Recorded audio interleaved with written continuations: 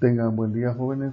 En este video vamos a estudiar la histología o la microanatomía del sistema respiratorio.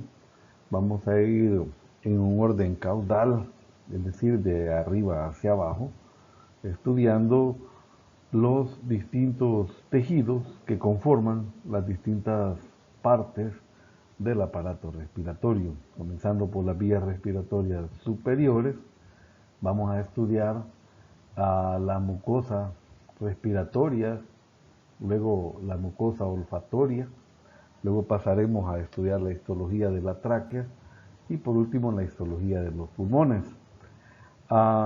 Aquí quizás cabe aclarar que cuando hablamos de mucosa respiratoria, estamos hablando de la mucosa que reviste la mayor parte de las vías aéreas, es decir, cavidad nasal, parte de la faringe, también la laringe, la tráquea, bronquios primarios, secundarios y terciarios, ¿verdad? Todos ellos van a presentar la misma mucosa, el mismo tipo de mucosa, ¿verdad? Y cuando hablemos de mucosa olfatoria, estamos hablando solamente de la mucosa que recubre parte del cornete superior a ambos lados y la mucosa del tabique nasal adyacente que se encuentra en la parte superior. Entonces, vamos a comenzar a estudiar, vamos a comenzar por la mucosa respiratoria. Bien, vamos con la mucosa respiratoria. En la mucosa respiratoria, lo que podemos resaltar acá, en este corte que se observa, es dos cosas. Primero, su epitelio, que lo va a estar recubriendo, y abajo del epitelio, el tejido de sostén, que sería el tejido conectivo que está subyacente al epitelio. Aquí en el tejido conectivo podemos observar pues vasos sanguíneos, vasos linfáticos, ¿verdad? Entre otras cosas. Y tenemos acá el epitelio, que va de acá hasta acá. Este mismo patrón de esta mucosa respiratoria la vamos a observar en la cavidad nasal, parte de la faringe, en la laringe, en la tráquea y en los bronquios primarios, secundarios y terciarios. Entonces podríamos decir que esta mucosa respiratoria está en la mayoría de las vías respiratorias, ¿verdad? Es el mismo patrón, ¿sí? Entonces, esta mucosa respiratoria presenta esto que ven acá, que es el epitelio, ¿sí? Para que se hagan una idea, esto sería la luz, ya sea de la cavidad nasal o del órgano hueco como la tráquea o los bronquios. Este es el epitelio y su tejido conectivo que le da sustento en la parte inferior. Entonces, el epitelio que ustedes observan acá es un epitelio pseudoestratificado, ciliado con células caliciformes, ¿verdad? ¿Por qué pseudoestratificado? Bueno, resulta de que este epitelio está formado por una sola capa de células columnares o cilíndricas, ¿sí?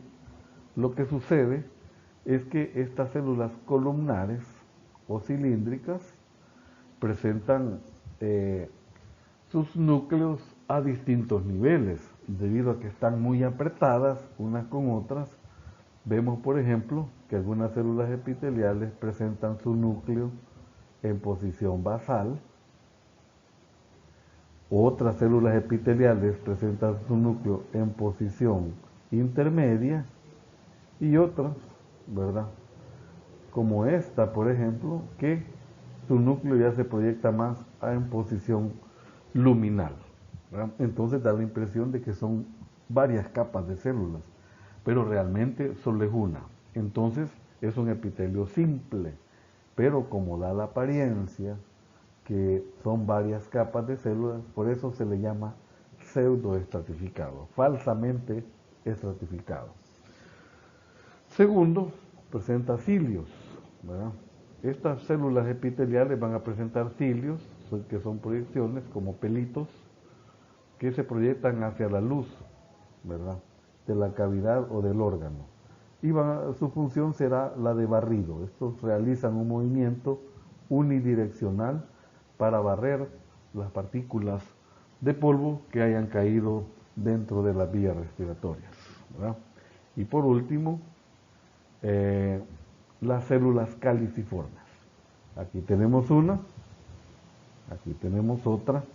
Como pueden ver, estas células caliciformes son distintas a las células epiteliales. ¿Por qué, verdad? Porque las células epiteliales son columnares o cilíndricas.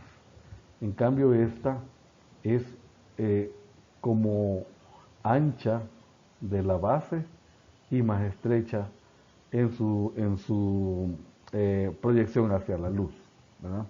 Entonces, tienen forma de cáliz o de copa, de ahí su nombre de célula caliciforme.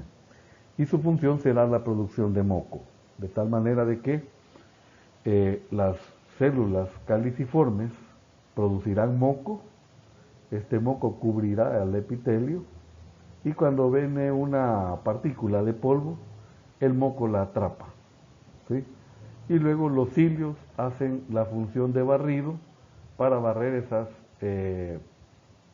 partículas de polvo hacia el exterior de las vías respiratorias y de esa manera mantenerlas limpias, ¿ah?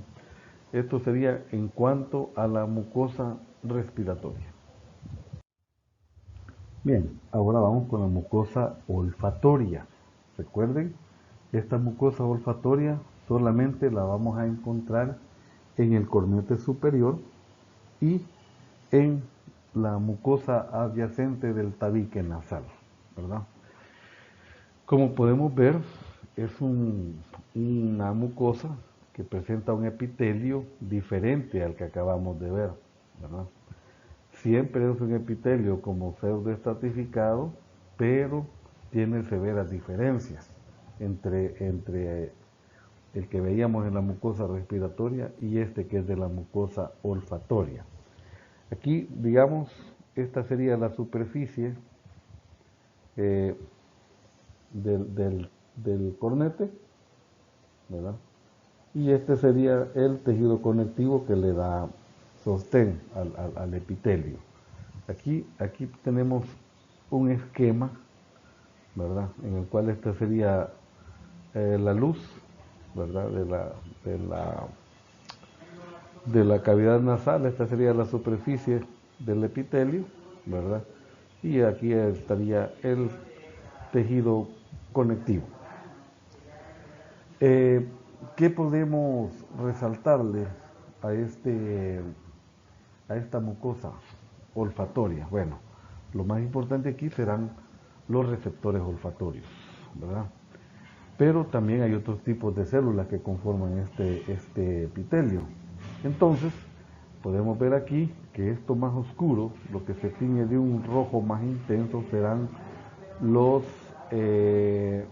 núcleos de las células. Y en base a esos núcleos podemos ubicar los tres tipos de células que conforman el epitelio que recubre la mucosa olfatoria. Aquí, del luminal a basal, los núcleos de las primeras células que vemos son estos, ¿verdad? Estas células serían las que en este esquema se ven de un color amarillo, ¿sí? Y estas serían las células de sostén. Estas células de sostén son las que le dan, como su nombre lo dice, sostén y estructura al epitelio. Es decir, son las que están en mayor abundancia en el epitelio olfatorio, ¿verdad? Y son los que apuntan hacia la luz de la cavidad, ¿verdad? Estas células, en un principio, recuerden de que en la enfermedad de COVID-19, uno de los signos o síntomas más marcados era la anosmia, o es la anosmia, ¿verdad? Ya con esta variante Omicron no es mucho, pero la otra cepa sí. La anosmia era un signo o síntoma bien marcado de esta enfermedad. Entiéndase como anosmia la pérdida del olfato, ¿verdad? Entonces, en un principio se creyó de que el virus lo que destruía o lo que afectaba eran las células de sostén de la mucosa olfatoria. Hoy ya se sabe que, si bien es cierto, afecta a las células de sostén, pero también afecta al siguiente tipo de célula que vamos a ver, que serían los receptores olfatorios, ¿verdad? Estos receptores olfatorios podemos ver que su cuerpo celular está en la posición intermedia, ¿sí? Estos son los núcleos de los receptores olfatorios. En este esquema es lo que vemos de un verde intenso. Podemos ver que su cuerpo está en la parte intermedia, ¿verdad? Y que aquí tiene una proyección o el cilio olfatorio, ¿verdad? Aquí no se logra ver, pero iría en medio de las células de sostén, este cilio olfatorio, y hacia abajo tiene el axón, ¿verdad? Una proyección que sería un axón, que aquí iría también en medio de estas células, hacia el tejido conectivo, ¿verdad? Entonces, en posición intermedia encontramos los receptores olfatorios, que son los que en efecto perciben reciben las sustancias que tienen los olores, ¿verdad? Y estos también ya está comprobado que son afectados por el virus, por la enfermedad del COVID-19, y es por eso de que se pierde el olfato con esta enfermedad, ¿verdad? Dependiendo del grado de afectación, así tardarán días o semanas en recuperarse el olfato, ¿verdad? Y por último, aquí en la mucosa olfatoria podemos ver estas células que están en la base del epitelio, que serían las células basales, las que ven aquí de un verde claro. Estas células basales, sus núcleos son estos, y son como células precursoras, es decir, que a partir de ellas se van a formar, ya cuando maduran, células de sostén, ¿verdad? Entonces son como células inmaduras que van a servir de insumo para poder, luego que maduran, formar células de sostén, ¿verdad? Entonces esto es lo que tendría que explicarles o decirles de la mucosa olfatoria. Bien, continuando en el orden caudal, hoy vamos a ver la histología de la tráquea. Recuerden que la tráquea es un tubo no colapsable debido a que tiene una estructura cartilaginosa, unos anillos en forma de letra C, ¿sí? Entonces, por ejemplo, en el cuello, la tráquea está en posición anterior, y atrás de la tráquea, posteriormente, está el esófago, ¿sí? Y el esófago está muy juntito con la tráquea, ¿verdad? Y recuerden que el esófago tiene que dilatarse para que pase el bolo alimenticio por ahí. Entonces, la tráquea está adaptado a ese cambio de volumen del esófago. Por eso es que el cartílago que tiene forma de letra C, porque en la parte que está en contacto con el esófago no hay cartílago sino músculo liso, ¿verdad? Y eso permite que el esófago se pueda dilatar para deglutir los alimentos, ¿verdad? Sin ningún problema. Si este cartílago fuera un anillo completo, simple y sencillamente no podríamos engullir, no podríamos deglutir alimentos sólidos, ¿verdad? Y es por eso que tiene esta adaptación. Si nos vamos ya a la estructura microscópica,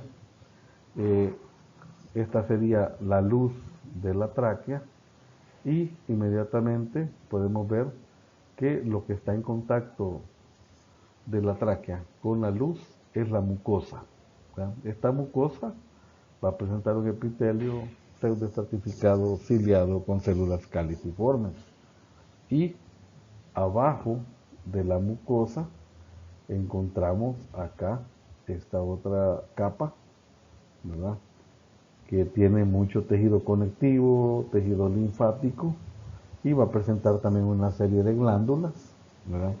Esta sería la capa de la submucosa, ¿sí?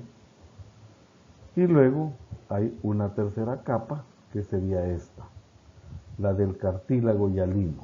Aquí es donde encontramos el cartílago hialino, como pueden ver, Pero en la parte posterior, en lugar de cartílago hialino, lo que encontramos es una estructura que se llama músculo traqueal, que es el músculo liso que se encuentra acá donde no hay cartílago, ¿verdad?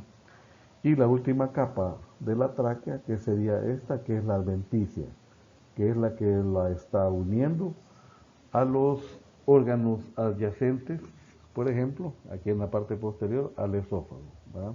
Entonces será una capa de tejido conectivo que, como su nombre lo dice, conecta o une con los órganos adyacentes, ¿verdad? Entonces la tráquea está adaptada para conducir aire hacia adentro y hacia afuera, es no colapsable, ¿verdad?